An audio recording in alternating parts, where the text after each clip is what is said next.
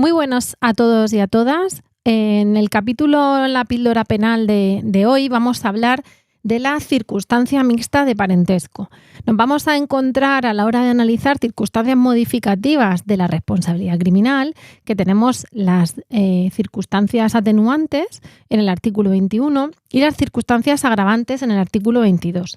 ¿Qué ocurre? Que vamos a hablar de el que cometa los hechos de una manera, mediante disfraz, con alevosía, habiendo reparado el daño, dependiendo de lo que estemos hablando, de circunstancias que atenúan, que disminuyen la responsabilidad criminal o que la aumentan o la agravan. Pero además, luego tenemos en el artículo 23 la llamada circunstancia mixta de parentesco, que nos dice que este artículo que es una circunstancia que puede bien atenuar o bien agravar la responsabilidad criminal, según la naturaleza, los motivos y los efectos del delito.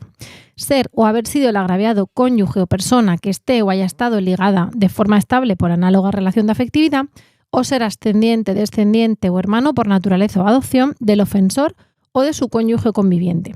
Si nos damos cuenta, tenemos numerosas variables de esta circunstancia porque hablamos de ser el agraviado cónyuge o análogo de la persona que digamos que está cometiendo el delito, pero también ser ascendiente o ser descendiente o ser hermano, pero nos dicen del ofensor o de su cónyuge, con lo cual no solamente puede ser hermano del ofensor, sino también, por decirlo así, cuñado del ofensor. Vamos a tener una manera amplia de entender el parentesco, donde habrá que analizar si tenemos un vínculo o una ligazón más o menos cercana y si se cumplen estos requisitos. Ahora bien, ¿cómo va a funcionar? Pues a veces, como dice el artículo, atenuará la responsabilidad y a veces agravará.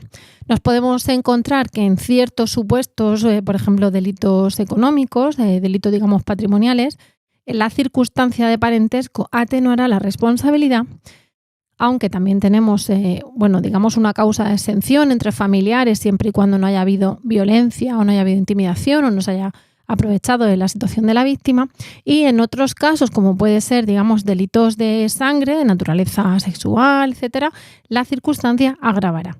Digamos que va a funcionar de una manera o de otra según el caso. ¿Qué vamos a tener en cuenta también? Que a veces esta circunstancia no tendrá virtualidad, no tendrá efecto, al igual que pasa con otras circunstancias agravantes o atenuantes, si ya están en sí incluidas en el tipo. Es decir, si en un momento dado el hecho de que la persona sea pariente del ofensor, pues estamos hablando, por ejemplo, de violencia de género o cuestiones así, ya está en sí implícito en ciertos tipos penales, de manera que el propio tipo penal ya tendrá un plus de injusto, una mayor pena o incluso una figura de delito diferente o agravada o cualificada por el hecho de que el agresor sea, por ejemplo, pariente, ¿no? Entonces, no podremos, precisamente para no incurrir en vulnerar el principio non bis in idem, no podremos aplicar ese tipo, digamos, agravado por ser familiar o por ser pariente y además la circunstancia mixta, en este caso agravante de parentesco, porque entonces estaríamos agravando dos veces por ese parentesco. Un saludo.